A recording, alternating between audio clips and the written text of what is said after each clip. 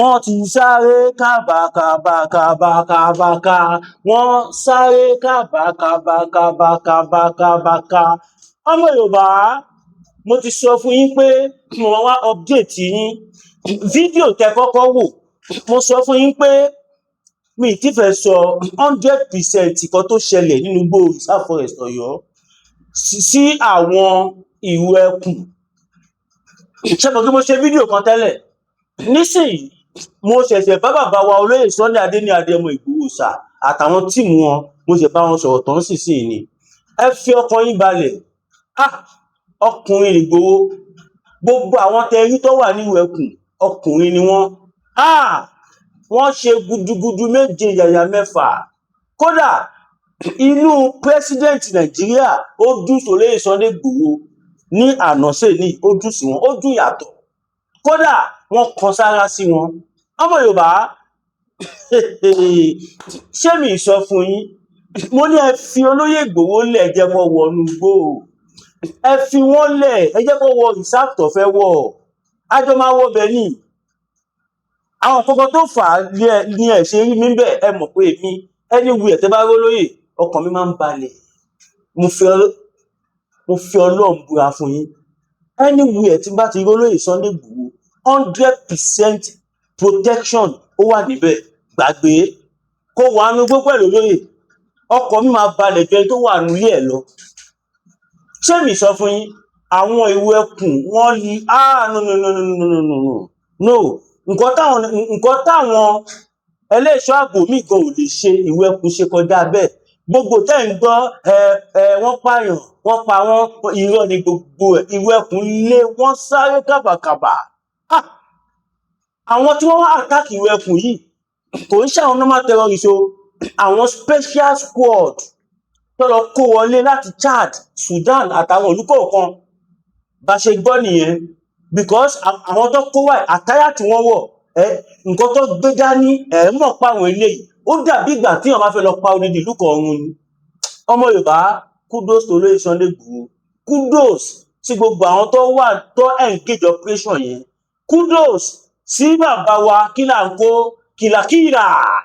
kìlà wọn tó bẹ́ẹ̀. Warrior, Oracle, Ọmọlá, everybody wọ́n ṣe gudugudu méje yàyà mẹ́fà. Èmi mo sọ bẹ́ẹ̀ fún yín. Olóyè Sunday Ìgbòho ní a ṣẹ̀ṣẹ̀ bẹ̀rẹ̀, wọ́n ní àwọn tí ẹ̀ tí ì ṣe kankan. Mo tún fọ́ o, tí ìròyìn ti kàn pé wọ́n ti pa àwọn òru ẹkùn o, wọ́n ti ambush wọn, àwọn ti pa wọ́n tán o, wọ́n ti sá lọ. Irọ́ lásán. Mo ti bá olóyè Sunday Ìgbòho sọ̀rọ̀, mo ti bá wọn ṣe fídíò kọ̀ láìpẹ́ yìí pẹ̀lú àwọn kọ̀ọ̀kan. Ẹ fọkàn yín balẹ̀ èèyàn wa, èyí tẹ́ ń pè lẹ́nu alẹ́ àná sáàárọ̀ yìí, fóònù mi ti fẹ́ fàya, ó nọ́mà. Torí àwọn èèyàn sọ pé ohun tó ṣẹlẹ̀ 2021 káfẹ́ kó sọ ẹ̀ mọ́ o, kí ẹ fọkàn yín balẹ̀. Ẹni tó lóun bá rán níṣẹ́ ó máa ń dúró tì ní. Gọ́vnà Ṣèyí Mákindé gan mọ̀ pé ọkùnrin làdá. Wọ́n mọ̀. Yes. Torí ẹ̀ làwọn náà ni wọ́n ṣe sáré sọ̀rọ̀ nípa ẹ̀, tí wọ́n fi jẹ́ ká mọ̀ wípé àwọn tó wá yìí o, àwọn cross border terrorists ni wọ́n. Àwọn terrorists wọ́n lọ kó wá láti ibòmíì tó ń ya wèrè. Àwọn tó wà, ó túmọ̀ sí wípé gbogbo àwọn terrorists tó wà ní Nàìjíríà wọn ò lè fèsì olóyè. Láwọn fídíò tó ń ṣe nísìn, àwọn Fúlàní ti ń deny. Àwọn kan ti ń jẹ́ kó yí gbogbo ayé pé Fúlàní láwọn o, ṣùgbọ́n àwọn ṣe ajínigbé o, àwọn ṣe terrorists o. Ìgbòho tó bá rí wa bèrè ọ̀rọ̀ lọ́wọ́ wa o, kíníkan o. Ìbẹ̀rù Ìgbòho nìyẹn, tó ta fẹ́ nìyẹn. Àánú wo ló tún jù bẹ́ẹ̀ yẹn lọ? Àánú wo làwọn ọmọ Yorùbá fẹ́ rí gbà tó ju eléyìí lọ? Láti ìgbà tí operation yìí ti bẹ̀rẹ̀, ẹ sọ fún mi, ní Ọ̀yọ́ state tàbí ní àwọn agbègbè ẹ̀, ibo lẹ ti gbọ́ pé wọ́n ti jíyàn gbé? Kò lè ṣẹlẹ̀. Ọmọ Adéyẹmọ là ń sọ. Mi ìwà lè sọ tó lè sọ ní Ìgbòho bá yọ ọwọ́ tó bá náà ò ṣe mọ́. Bọ̀ ní tí wọ́n sì ń ṣe yìí, tí wọ́n dẹ̀ sì wà lójú ẹ̀ báyìí. Gbogbo ọ̀pọ̀lọpọ̀ ẹ̀yin èèyàn ẹ sùn nílé yín mọ́jú. Ẹ mọ ohun táwọn òru ẹkùn tó ń fèsì nígbó. A gbọ́dọ̀ máa fi gbẹ́nu sọ̀rọ̀ ni. Àwọn tó rán wá nísìnyí, wọn ò ní ṣe bẹ́ẹ̀ mọ́. Àwọn tó rán wá, wọ́n á máa kábàámọ̀ báyìí pé kí làwọn rán àwọn ará bí yìí lọ. wọ́n dẹ̀ ti ròyìn ọ̀gbẹ́ni yẹn pé Sunday Igboho ó ròyìn ẹ̀ àwọn ọmọ àwọn dẹ̀ bá bẹ́ẹ̀. Ọmọ Yorùbá kò sí casualty kankan. Anybody tó bá sọ fún yín pé àwọn ọmọ Ìwó Ẹkùn wọ́n gbé casualty, fake news ni. Wọ́n ti fẹ́ pa àwọn ọmọ Ìwó Ẹkùn tán, irọ́ ni gbogbo ẹ̀, kò sẹ́nì kankan tó kú. Kódà gan mo fẹ́ lè sọ fún yín pé ó máa ṣe orí afẹ́fẹ́ la wà. Ọmọ Yorùbá ẹ túbọ̀ máa fàdúrà àwọn ikọ̀ Ìwó Ẹkùn lọ́wọ́, ẹ túbọ̀ máa fi àdúrà yín fi ti olóyè Sunday Igboho lẹ́yìn. Ohunkóhun tẹ bá dẹ̀ ní tẹ mọ̀ pé ẹ lè fi ṣèrànlọ́wọ́ fún wọn, ẹ ṣé, ẹ lè pè mí, màá líǹkì yín tẹ máa bá wọn sọ̀rọ̀ fídíò call, evidence tẹ máa pé Igboho lẹ̀ ń bá sọ̀rọ̀. Ẹ má fowó anybody sí Igboho o. Tẹ bá nǹkan fẹ́ fún olóyè Sunday Igboho nìkan, ẹ pè wọ́n directly, tàbí kẹ pé àwa tá jẹ́ ọmọ wọn tẹ ti rí pẹ̀lú wọn náà wọn. Kò dé ní kí ẹ máa kó fáwa gan. Àwa kàn máa ṣe ọ̀nà láti connect yín mọ́ wọn lásán lórí video call, not on audio call o. Torí ọ̀pọ̀lọpọ̀ àwọn èèyàn ni wọ́n lè sọ̀rọ̀ bí Igboho tí ò tiẹ̀ ṣe àwọn ọmọ wọn. Yes, nígbà tí ọ̀rọ̀ Kotonu ṣẹlẹ̀, kẹ́ ẹ mọ ìyàwó àwọn èèyàn tó ń sọ̀rọ̀ bí Igboho. Mi ì sọ pé àwọn ọmọ wọn tó nífẹ̀ẹ́ wọn, àwọn aráàta tá àti ẹ̀ mọ̀ tẹ́ wọ́n máa call báyìí tó lọ ṣe nọ́mbà Kotonu jọ. Nísìnyí báyìí o fẹ́ fún Igboho ní nǹkan, o fẹ́ ṣèkan fún Ẹkùn, àìdá kẹ́ lọ lé olóyè Sunday Igboho tàbá wa tàjọ́ ọmọ wọn tàjẹ́ kó ìkóso tẹ bá pè wá àkọ́ nẹ́ẹ̀tì, kò bá jẹ́ bàbá Akílà, kò bá jẹ́ níbo lè fẹ́ bá sọ̀rọ̀, it's free. Ọmọ Yorùbá níbi tá a bá dé yìí àṣeyọrí ti ń wà, èmi mo sọ bẹ́ẹ̀ fún yín. Ohun tó lè mú olóyè tó survive cross border, kẹ́ ẹ̀ mọ̀ àwọn tí wọ́n kó wá ní àwọn tó jagun Libya, àwọn tó jagun Libya, tó ń jagun ní Pakistan, tó ń jagun ní Iran, tí wọ́n gbọ́ kankan káwọn jagun ta tó yẹ pé wọ́n gbọ́ pa. À ń gbọ́ nísìnyí pé wọ́n ti fi gbogbo olúgbó yẹn sílẹ̀, wọ́n ti sá lọ. Àwọn tó kó wọn wá gan ọ̀pọ̀lọpọ̀ wọ́n ti fẹsẹ̀ fẹ́. Wọ́n ti pé àjànàkú ní Ìwó Ẹkùn kò ń ṣẹrù ọmọdé. Ṣé ti wá rí pé Igboho ìṣẹ́nu? Ṣé ti wá gbà bẹ́yà bẹ́ẹ̀ tí gbà? Ẹ̀yin ìyá wa tẹ́ ń pè lọ pè bọ̀, tẹ́ ń gbọ́kàn yín sókè, ẹ̀yin lẹ ní kí ọmọ Adéyẹmọ kó ràn wá lọ́wọ́. Wọ́n dẹ̀ ti ràn wá lọ́wọ́ báyìí, kẹ́ ẹ jẹ́ ká fi sùúrù sí, ẹ jẹ́ ká ṣe sùúrù, ẹ jẹ́ ká farabalẹ̀. Ẹ̀yin tẹ́ bá gbọ́ anything nípa Ìwó Ẹkùn tàbí nípa olóyè Sunday Igboho, tẹ́ ẹ bá ti gbọ́ lẹ́nu ìyá wa Yèyé Dára, èmi ọmọ yín àtàwọn mídíà kọ̀ọ̀kan tá à ń ṣe pẹ̀lú Ìwó Ẹkùn, tẹ́ ẹ bá ti gbọ́ lẹ́nu wa, ẹ máa gbìyànjú kẹ́ máa bi wá lọ́rọ̀, kẹ́ tó máa jẹ́ kí BP yín rise. Nígbà Yorùbá nation náà bí wàhálà yẹn ṣe ń ṣẹlẹ̀ rí, tó yẹ pé ìkọ̀ ẹ̀kan ló máa ṣẹlẹ̀, tẹ́ máa lọ máa lísì sáwọn blogger, àwọn blogger tẹ́ẹ̀rí wọn rí pẹ̀lú Igboho, àwọn blogger tí wọ́n ní communication pẹ̀lú olóyè Sunday Igboho, ẹ lè máa lísì sí àwọn blogger bẹ́ẹ̀ yẹn. Gbogbo táwọn ọmọ OPC dẹ̀ ń ṣe ẹ máa wo bẹ́ẹ̀ fi wọ́n lẹ̀. Àjù wọn lò ṣe wí lẹ́jọ́, ara ló ń ta wọ́n, wọn ò dẹ̀ gbọ́n ni, tó bá yẹ kó gbọ́n ni ṣe ló ẹ̀kọ́ pẹ̀lú àṣeyọrí látó lè Sunday Igboho ṣe. Ó jẹ́ kí wọ́n lọ, ó jẹ́ kí wọ́n gbé Ààrẹ Gani Adams kọ́ gbé wọn kẹ́sẹ̀ wọn má balẹ̀ kọ́ lọ dọ̀bálẹ̀ fún Igboho àtàrẹ Gani Adams àti gbogbo ọmọ wọn kọ́ wá dọ̀bálẹ̀ fún Igboho káde bá wọn fẹnu sí, kí gbogbo ọmọ Yorùbá náà fẹnu sí pé bàbá olóyè Sunday Igboho ẹ dáríjì wọn, ọmọ yìí ni wọ́n. Tó bá wùn ìkẹdà àwọn ọmọ tọ́, tó bá wùn káwọn náà lọ máa ṣe tiwọn, kí ẹ kọ wúre fún wọn, kí gbogbo èpè tí gbogbo ọmọ Yorùbá ti gbé wọn ṣẹ́ kó lè kúrò lórí wọn, kó lè ṣe dáadáa. Bẹ́ẹ̀ ni ọjọ́ orí kọ́, bàbá ni bàbá ń jẹ́, bàbá ni bàbá ń jẹ́, kò bá kéré, kò bá ga, kò bá tínrín, kò bá ṣọ́ra, bàbá ni bàbá ń jẹ́. Ọmọ Yorùbá inú láyé wà, mo máa ń sọ fún inú làgbà wà, kò ń ṣojú, kò lè ṣojú orí. Ẹ lọ fọkàn yín balẹ̀, lákọ bí ẹkùn, lákọ bí ìbọn ni Ìwó Ẹkùn wà, lákọ bí ẹkùn, lákọ bí ìbọn, èmi mo sọ bẹ́ẹ̀ fún yín, kò sí kankan tó ṣe Ìwó Ẹkùn. Wọ́n dúró ṣím. Eléyìí gan á tún wá jẹ́ káwọn northern elders, àwọn Fúlàní Kàbà tó kó wọn wá, á jẹ́ kó mọ̀ wípé ilẹ̀ Yorùbá ti jí, táwọn ọmọ wọn fi wá tí wọn ò rí kankan ṣe. tó lè jẹ́ pé àwọn tó rán wá ọmọ Yorùbá ẹ fọkàn yín balẹ̀. Olóyè Sunday Igboho máa fọ ogun ilẹ̀ Yorùbá mọ́ gbogbo tí ń jẹ tọ́lọ̀. Iṣẹ́ ti bẹ̀rẹ̀ nìyẹn. Wọ́n ti sọ̀kò sórí òrùlé, wọ́n á gbóhùn onílé.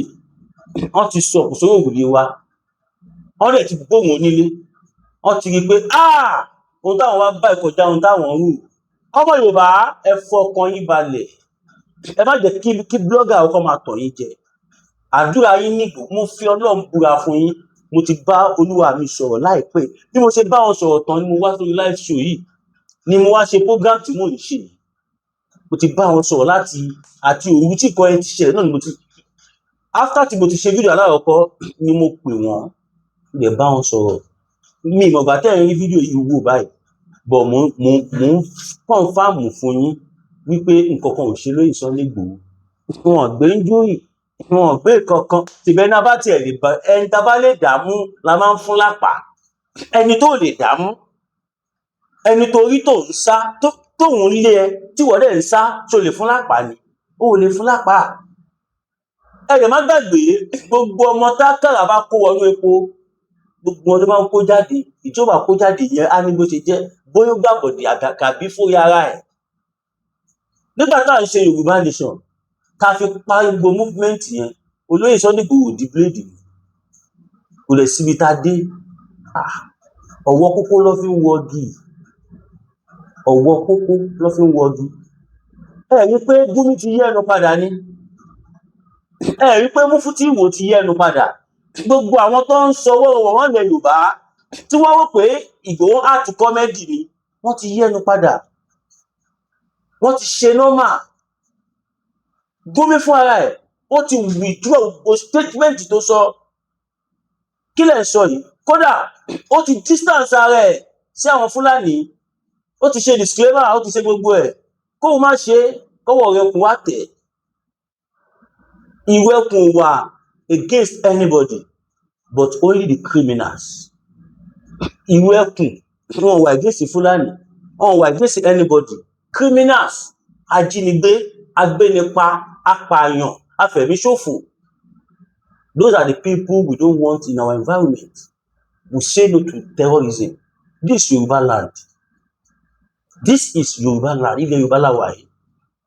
Fún ọ̀pọ̀lọpọ̀ àwọn èèyàn tí wọ́n dẹ̀ ń complain lẹ́jọ́ mẹ́ta yìí pé àmásbí àgbọ̀ kọ̀ọ̀kan mọ́ nípa bàbá Professor Banji Akintoye, ẹ fọkàn yín balẹ̀. Mo sì bá bàbá sọ̀rọ̀ lánàá, àlàáfíà ni bàbá wa Professor Banji Akintoye wà. Wọ́n ní ká kí gbogbo ọmọ Yorùbá.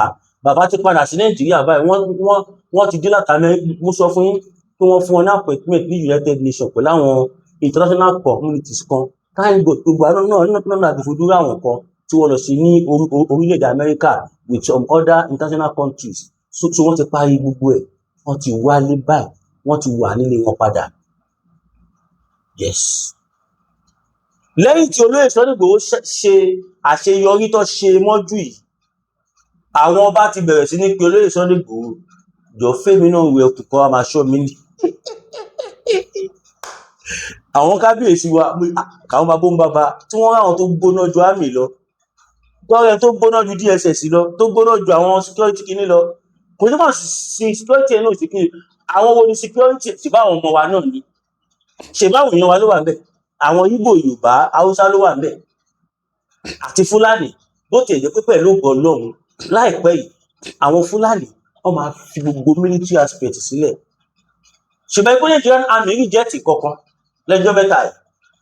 Àwọn about 3,000 tí àwọn tí Katsina State ọ̀ṣun tó fẹ́ dá lẹ̀ sínú ìlú. Wọ́n wá rò bóyá bíi tàtijọ́ ni. Wọ́n wá sọ fún àwọn àmì pé 3,000 terrorists tí wọ́n important terrorists yìí wọ́n fẹ́ jẹ́ kó dáhùn sínú army kó bá wọn engage àwọn Fúlàní terrorists. Army ní rárá. Kò tẹ́ ṣe army, bàbá Tinubu ní kò pé kò jọ. Bàbá Tinubu ní kò sáàyè irú ẹ̀. Pé ṣé wọ́n mọ̀ pé army, recruitment army, wọ́n ti pín sí oríṣiríṣi bí báyìí. Ó ti wà regionalized. So anything tàbí bá fẹ́ ṣe, gbogbo region mẹ́tẹ̀ẹ̀ta ló máa jókòó, wọ́n á jọ gbé yẹ̀wò. Kò sí nǹkan tí state kan kò máa decide. So therefore, kò sọ̀rọ̀ níbẹ̀. Ọ̀rọ̀ àwọn tẹ̀lé sọ pé important kìíní gan ọ̀rọ̀ sì wà lórí ẹ má ti dà wọ́n síta. Ọmọ Yorùbá, ààrẹ Bọ́lá Ahmed Tinubu wọ́n gbé òṣùbà káre fólóyè Sunday Igboho, èmi mo sọ bẹ́ẹ̀ fún yín. Inú wọn dùn, ayọ̀ wọn kún pé wọ́n sọ̀rọ̀ ọmọ yìí bẹ́ẹ̀, mo dẹ̀ bá bẹ́ẹ̀. Kódà ẹnìkan gan sọ ó lè jẹ́ lára àwọn alágbára tó jẹ́ bàbá wa ni wọ́n kọ̀ wò pé kọ́dán rẹ kò wò, ṣùgbọ́n inú mi dùn pé ọkùnrin làdá. Inú mi dùn pé bá ṣe ròyìn olóyè Sunday Igboho wọn bá bẹ́ẹ̀. Can you imagine nígbà táwọn ń sùn tí ọ̀pọ̀lọpọ̀ èèyàn wa tẹ̀ ń sùn, àwa wà ní ojú lára pọ̀ fi ń ṣọ́rí kí gbogbo ọmọ Yorùbá lè sùn àsùnwọ̀n ọ̀run. Ọ̀yọ́ reserve forest tẹ́ ń wò yẹn kò ń ṣe Ọ̀yọ́ state nìkan ló dangerous sí, ó dangerous gbogbo ilẹ̀ Yorùbá ni. Bó ṣe wà yẹn ó já sí Kotonu, ó já sí gbogbo state ilẹ̀ Yorùbá ní reserve forest yẹn ní ló align pẹ̀lú Kwara, Kogi, Ondo, Ọ̀ṣun, Ògùn, Èkó, everywhere. Gbogbo rọ́ọ̀tì ló wà níbẹ̀, ibẹ̀ làwọn olóyè gúúpù tí wọ́n máa ń gbà wọlé gbà jáde. Àwọn tó wá àtàkì Ìwẹ̀kùn lánàá, Chad ni wọ́n ti wá. Ohun tó máa ń ṣe fún àwọn àmì ni wọ́n fẹ́ ṣe fún Ìwẹ̀kùn. Wọ́n á kọ́ ju bọ́ǹbù yìí RPG gbà tó lè ṣe gbogbo ẹ̀ tí ó kọ́. Ìgbà tó ṣe gbogbo ẹ̀ tó domi, wọ́n bá mú eré tá à ń sọ Ìwẹ̀kùn bá bẹ̀rẹ̀ sí ní engage wọn. Wọ́n bá engage wọn engage pátápátá all of them. Ẹ wá ní Igboho ń ṣe jagunjagun, content creator ni, gbogbo òṣùbà káre fún yín o. Ẹ̀yin tẹ́ jẹ́ warrior, tẹ́ jẹ́ ajìjàǹgbara, ẹ kú oríire o, ẹ jáde járe. Tó bá jẹ́ yìí ni wọ́n kọlù bọ́ sí kọlù Ìwẹ̀kùn lánàá yẹn, tó bá jẹ́ yìí làwọn special terrorists ni wọ́n attack, bọ́ ṣe attack Igboho àtàwọn Ìwẹ̀kùn, gbogbo yín ló máa pa pátápátá. Gbogbo yín ló máa pa pátápátá. Torí ẹlẹ́nu lásán ni ẹ̀yin OPC tí wọ́n jí èèyàn yín gbé, tó jí àwọn 5 gbé nínú àwọn ọmọ yín, tẹ́rì wọn gbálẹ̀. Di bá ṣe ń sọ̀rọ̀ yìí, wọn ì tí gbà wọ́n lẹ̀. Up to now.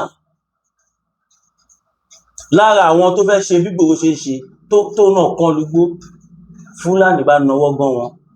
Àwọn bíi 3 sí 5 tí wọ́n tún gbé ransom. Fúlàní takú àwọn àgbà 35 million fèèyàn kọ̀ọ̀kan, OPC bẹ́ wọn sí 30 million èèyàn kọ̀ọ̀kan. Ìyẹn tún kọ́. Àwọn tó tún wá kówó lọ fáwọn terrorists, àwọn yẹn gbowó lọ́wọ́ wọn, wọ́n tún padà tún jí àwọn yẹn náà gbé.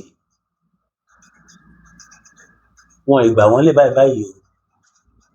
Ohun tó kàn wọ́n fi sílẹ̀, ohun tí ó kàn wọ́n ni wọ́n ń lé.